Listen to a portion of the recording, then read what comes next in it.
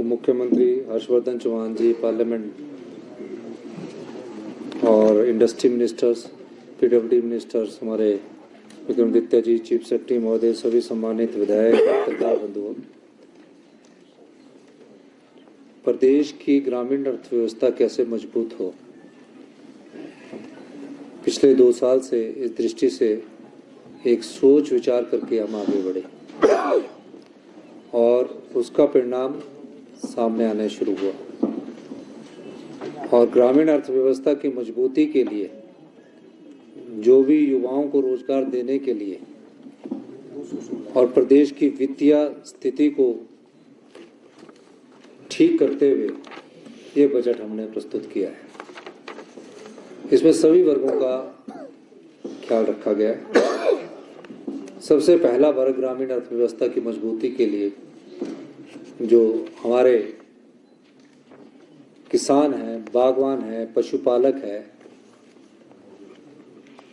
जो नित्य इस रोजगार से जुड़े हैं, उनको कैसे आत्मनिर्भर बनाया जा सके, उनके कैसे आर्थिक समृद्धि मजबूत की जा सके, इस दृष्टि से हमने उन बिंदुओं को चिन्हित किया जिन बिंदुओं के सहारे वो अपना जीवन यापन करते हैं। पहला बिंदु पशुपालक से संबंधित था। पिछले वर्ष हमने गाय के दूध में 32 रुपये हुआ करता था, 13 रुपये की बढ़ोतरी की, 45 रुपये किया। और भैंस का दूध जो 45-47 रुपये होता था, उसको बढ़ाकर हमने 55 रुपये किया। आपने देखा होगा कि कोई योजना 1 साल के लिए नहीं लाई जाती है, उसकी रूपरेखा, उसका स्वरूप आपके दिमाग में बना होता है। और मेरे पास ग्रामीण अर्थव्यवस्था का स्वरूप बना हुआ है, जो हमने अनुभव किया अपने जीवन में। उस अनुभव के माध्यम से हम इस क्षेत्र में महत्वपूर्ण बदलाव लाने की कोशिश कर रहे हैं। आम आदमी के जीवन में बदलाव कैसे आए, कैसे उसकी आर्थिक स्थिति मजबूत हो, इस दृष्टि से भी हमें कार्य करने की जरूरत है। और मैं आपको ये आश्वासन देना चाहता हूँ हिमाचल की जनता को कि आने वाले समय में ये ग्रामीण अर्थव्यवस्था और तेजी से आगे बढ़ेगी। अभी हमने जो बजट प्रस्तुत किया उसमें पैसे का एलोकेशन भी कर दिया गया है, और उसमें जो हमने गाय के दूध है उसको हमने 6 रुपये बढ़ाकर 45 रुपये से बढ़ाकर 51 रुपये किया है। और भैंस का दूध जो है वो 55 रुपये से बढ़ाकर 61 रुपये किया है।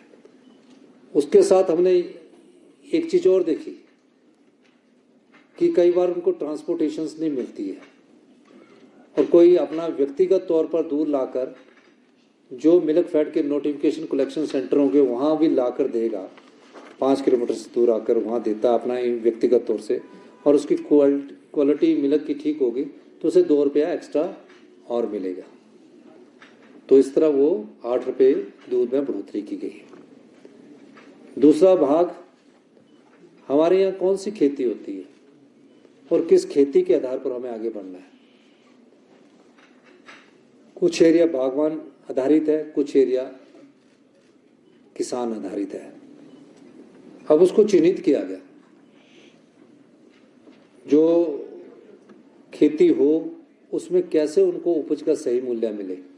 पिछले वर्ष हमने पहली बार मक्की का, प्राकृतिक मक्की का मूल्य 30 रुपये तय किया, और जनता के वहाँ जो किसान थे उनके हाथों में पैसा गया। मक्की का हमने, गेहूं का हमने 40 रुपये तय किया। अभी गेहूं खरीदी नहीं गई क्योंकि पिछले वर्ष हमने पहली बार मक्की का, प्राकृतिक मक्की का मूल्य 30 रुपये तय किया, और जनता के वहाँ जो किसान थे उनके हाथों में पैसा गया। मक्की का हमने, गेहूं का हमने 40 रुपये तय किया। अभी गेहूं खरीदी नहीं गई क्योंकि गेहूं का सीजन खरीदने का अब है। जो भी प्राकृतिक खेती से उगाया जाएगा उसका हम गेहूं का सीजन जो होगा उसमें वृद्धि की गई। इस बार हमने कहा कि मक्की का जो मूल्य है प्राकृतिक खेती से उगाई मक्की का, वो 40 रुपये सरकार खरीदेगी। और 60 रुपये जो गेहूं वो सरकार की देगी। इसके बाद हमने एक चीज देखी कि लोगों ने खेती करना छोड़ दिया है। उसका मूल कारण बंदरों द्वारा फसलों को उजाड़ना है, नील गाय सूरों द्वारा फसलों को उजाड़ना है। तो हमने कहा कि कोई ऐसी उपज ढूंढी जाए जो किसान लगाए और किसान को उसकी आय हो। इस तरह से हमने पाया कि टर्मरिक जो है, हल्दी जो है, अगर उसको लगाते हैं तो उसको बंदर नहीं खाता है। जब अंकुर फूटता है तो बंदर उसको निकाल के, कई बार मक्की के अंकुर को फूट करके निकाल के खा लेता है। और हमने ये पाया कि 9 महीने में हल्दी तैयार होती है। उसे 90 रुपये 90 रुपीस प्रति किलो के हिसाब से हिमाचल प्रदेश की सरकार खरीदेगी। और तकरीबन 9 महीने बाद जब किसी के पास 10 क्विंटल मक्की होगी, उसकी जेब में 1 लाख रुपया होगा।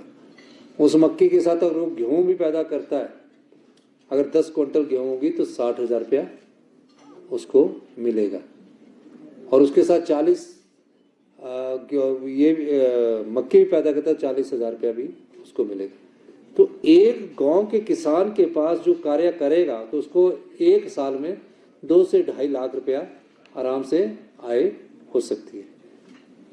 हल्दी को उगा के उसको ज़्यादा देखभाल नहीं करनी, पर सरकार खरीदेगी। उसके अलावा इन खेतों को बचाना है हमने। तो आपने देखा कि हमने मुख्यमंत्री संरक्षण योजना लाई है कि नील गाय ना घुस सके तो उसमें जालीदार सोलर ऊर्जा और नकुली तारों का इस्तेमाल के लिए हमने बजट में प्रावधान किया गया। 1 साल बाद आप इनकी स्थिति में बदलाव देखोगे। जब हमने दूध का रेट बढ़ाया तो आनी, रामपुर, रोडू में वो बदलाव हमें देखने को मिला। अब हमें एक साथ दूध का रेट हम पहले अगर बढ़ाएं तो उसके लिए हमें इंफ्रास्ट्रक्चर की जरूरत है।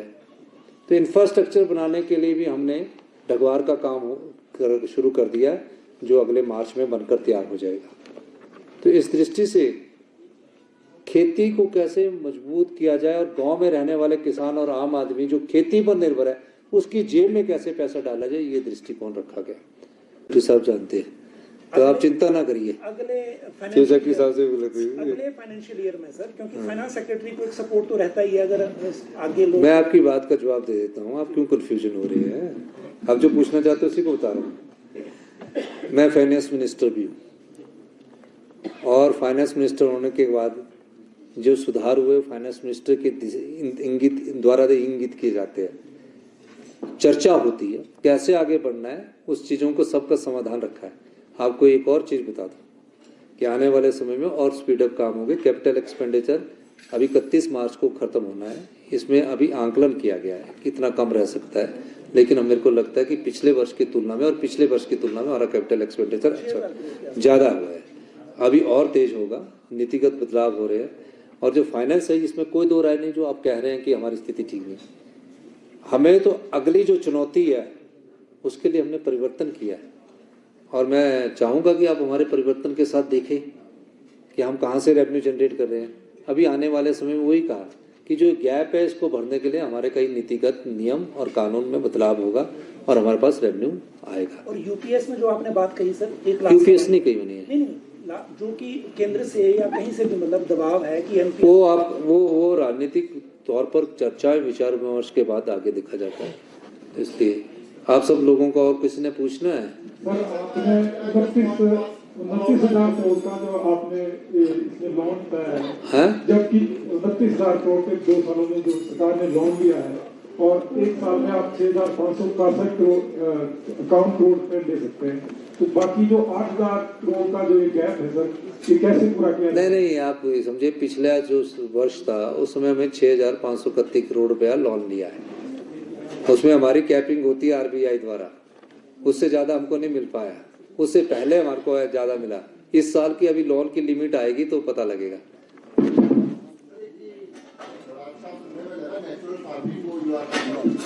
सुनने में नहीं लगा, प्रैक्टिकल में है।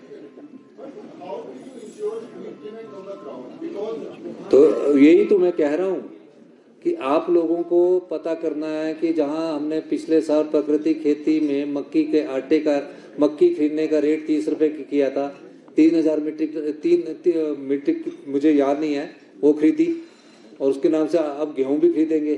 तो ये प्रोक्योर का जो है हमारा मार्केटिंग बोर्ड है। नहीं मैं बताता हूँ पैरामीटर्स क्या बोल रहे हैं। वो सर्टिफाइड होगी, आपने बजट में इसमें लिखा, हाँ वो सर्टिफाइड होगी। आपकी बात सही है कि आप प्रकृति को कैसे करोगे, तो उस चीज का सर्टिफिकेशन होगा। जैसे मक्की का सर्टिफिकेशन हुआ, टर्मरिक का सर्टिफिकेशन होगा, गेहूं का सर्टिफिकेशन होगा।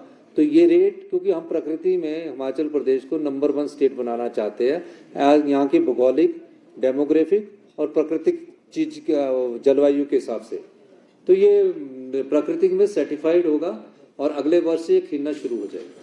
अगर आप ये वीडियो YouTube पर देख रहे हैं तो हमारे चैनल को सब्सक्राइब करें और बेल आइकन को दबाना ना भूलें। अगर आप Facebook पर ये वीडियो देख रहे हैं तो हमारे पेज को लाइक करें।